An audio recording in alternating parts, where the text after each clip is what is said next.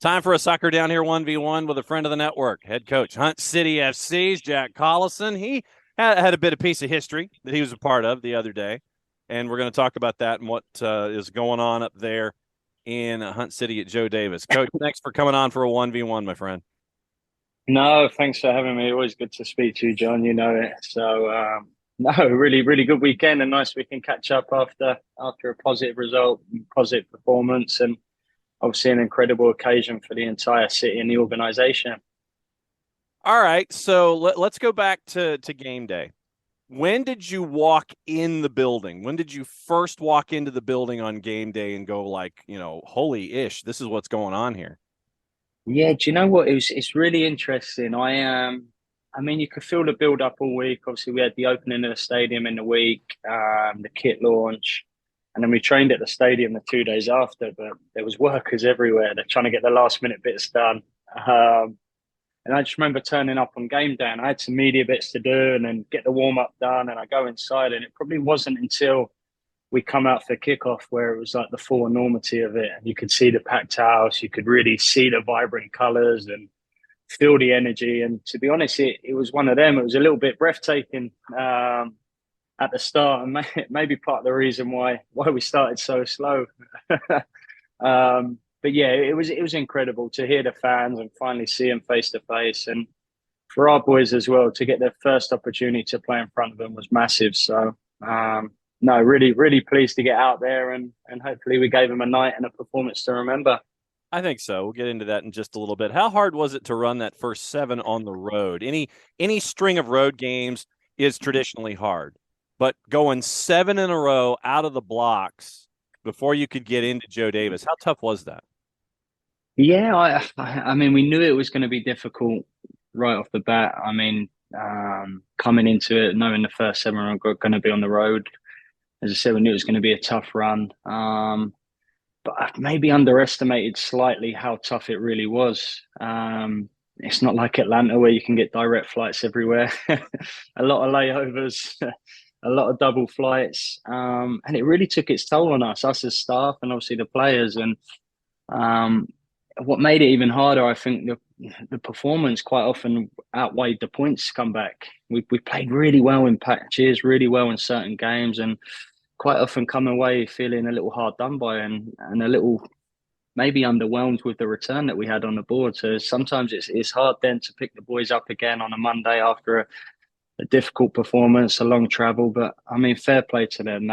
They've been working so hard. They bring it every single day. And as I said, I think the big message after that game, that was really for them. I'm so glad they got to have that experience in front of our home crowd, and get that win, and not just a win, and win in that manner as well. I feel it was quite a dominant performance towards the end, going behind against a team who've won 7 games on a road, a team with incredible quality. You've only got to look at Melo, Pariba. These guys are fantastic players. So to do it against such a good team, a well-drilled team, a really well-coached team in front of our home fans was massive. You were the only side so far that had taken any kind of points off of Crown Legacy, and I know that now that the tape is out, everybody's going to sit there and go, "Okay, that's how it's done." You know, have you had the chance over the last couple of days to sit back and enjoy what happened? I mean, I know that there's the match. It's match day. You win. All the emotion that's caught up into it. I imagine you probably didn't get to bed till about 2 or 3 o'clock in the morning. Then you're back at it all over again, trying to get ready for the next match on the board, which is the home match coming up against Red Bulls 2. And the cycle starts all over again. Have you and the guys had the chance to kind of sit there, catch your breath for 30 seconds and sit there and enjoy what went down? I think we had a nice moment in our team huddle after the game where, I mean, the message pre-match was to really try and embrace the occasion and enjoy the moment. Take a second to take it all in, and appreciate and embrace everything that's going to be sort of thrown in front of us, because it was such a special occasion. But I mean, after the match, I think the big message has been, whilst we've been on the road and not winning games in regulation time, the message has been trying to not get too low after the games, to focus on the positives, to continue consistent hard work. And the same message again after a win. Nothing changes. We come back, we work hard, It's quite funny actually. I had about 20 friends and family in town, and they stayed for the entire weekend. And obviously, the game Friday, Saturday, I was nice enough to give the boys a day off. But 6 a.m. Sunday, I'm out the door already, and I'm sure the boys were really happy to be out there on the training pitch on a Sunday morning.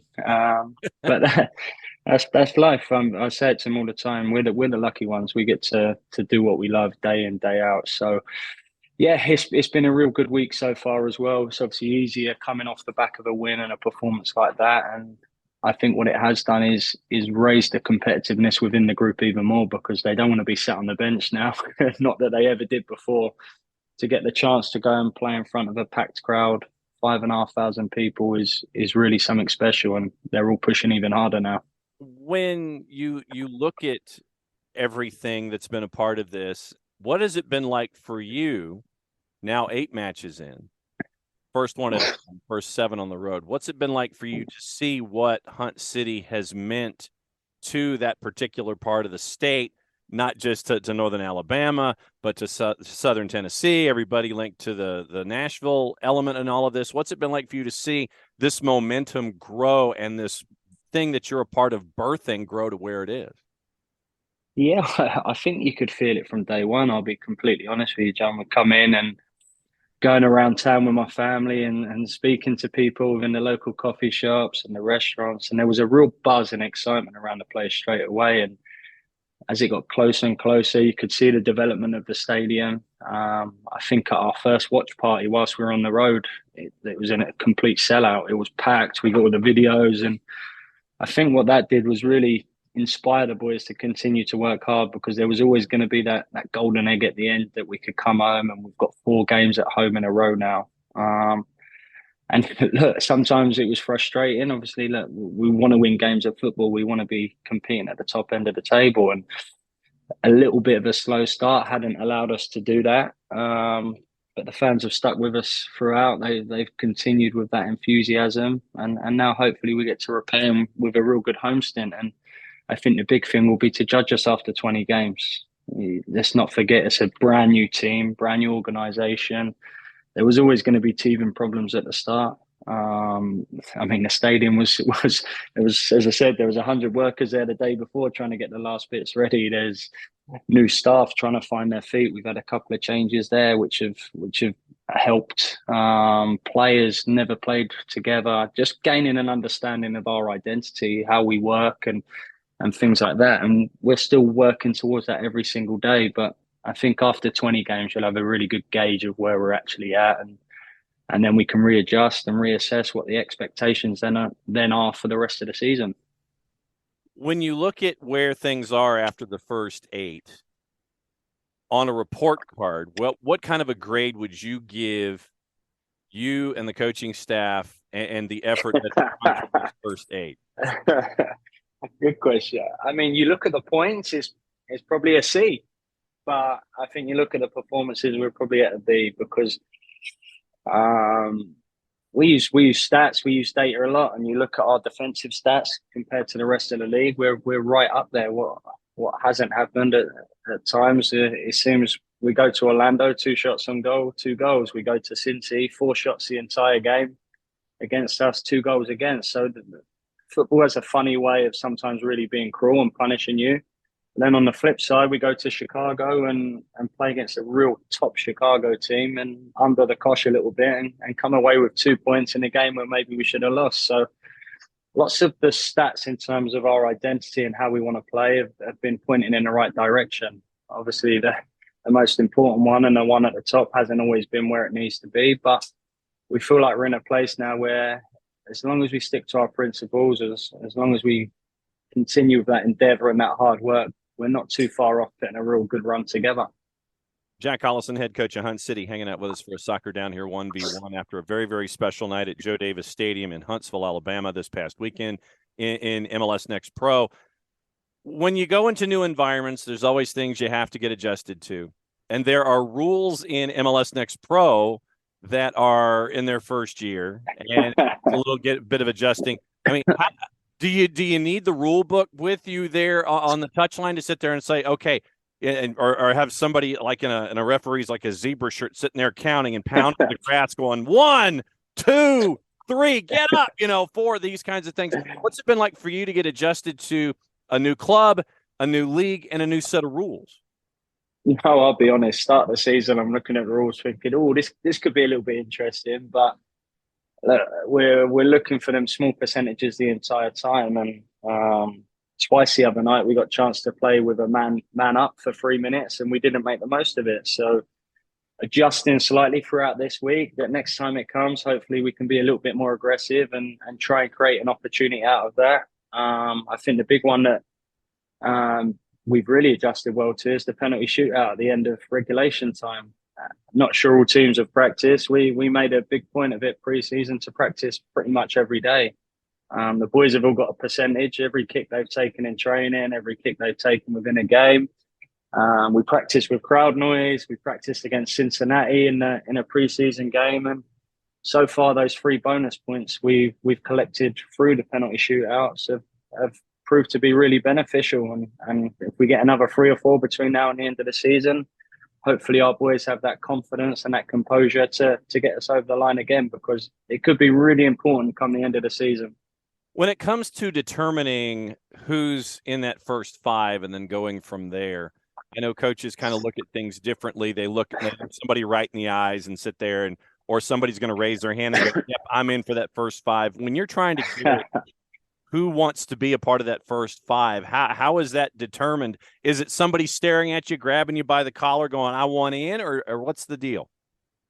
I think there's 2 ways we look at it. There's the stats and the data that we've collected. And as I said, some of these boys have probably taken 50 plus penalty kicks now. So we've got a good awareness in terms of who we feel is good data wise. But then there's also the emotional side of things that come into it.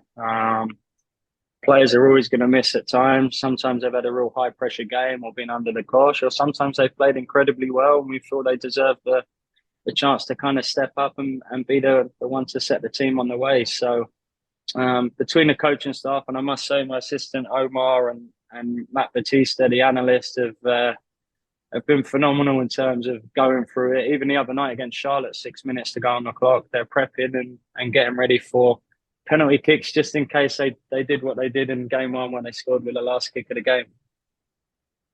Coming up Friday night, 8 o'clock Eastern, 7 o'clock local time at Joe Davis. And I imagine that the most important guy in the building will be the fire marshal, trying to determine that you actually can get in the door past 56. And I imagine that over time we'll sit there and try and figure out the more unique ways to watch. If they can't get inside the stadium proper, they'll try and figure out holes in the fence, and and they'll bring cherry pickers and those kinds of things. I imagine you're going to get some real imaginative folks once you get past 5,800. Scouting report on Red Bulls 2. What have you seen? And you can give away state secrets if you want, even though I know you're not. No problem. When you look at Red Bulls 2, we know that it's a specific style of play. They think the ball has cooties offensively. They don't want it. And it's just like, nope, you can have it. What kind of a challenge are you seeing with Red Bulls 2? It's one you've seen before, but with this group, what are you looking at with this match coming up? Yeah, I mean, it's such a unique model, isn't it, John? It's incredible from bottom to top. And what I love about it is they really own it. They know they're going to be aggressive. They know they're going to press. They know at times the game might be ugly, but they play it in such an effective way. It's really difficult to deal with. And we struggled with that earlier in the season. Hopefully we've learned our lesson now and we're going to come back a bit stronger. I mean, a lot of the boys we played against earlier in the season, the likes of Carmona, Yearwood played a lot, Peter Stroud played a lot, even Mullins come on in the Open Cup last night. So their team might look slightly different come Friday night, but you can guarantee it's going to be the same old Red Bulls. And it certainly makes for a fascinating game for the neutrals. I mean, any team that comes to our place, you knew how it was at Atlanta. We wanted to be fearless, and it's the same message here. We want to be on the front foot. We want to be aggressive. We want to take the game to them. And if you've got 2 teams going full throttle, then it might come down to them small things. Who's maybe got the better individuals? Who's got that 1 or 2 players maybe who can put their foot on it at the right time and make the most of them opportunities? Because you can imagine there's going to be a lot of transitional moments both ways. And I think whoever manages that better will obviously come out on top. Jack Collison, head coach up at Hunt City, getting ready for their matchup against Red Bulls 2 Friday night on Apple TV, MLS Season Pass at 8 o'clock. Jack, my friend, it's always great to catch up with you. Fantastic scenes in Huntsville at Joe Davis, and we will continue to see them, and we'll continue to knock on the door as you continue to birth this child in the first year of its existence. Being a new dad yourself, I know, and being a dad of youngins, I know what this is like for you, but it's on a different scale. Jack, it's always great to catch up with you, my friend. We'll catch up with you soon. Always a pleasure, John. Thank you so much.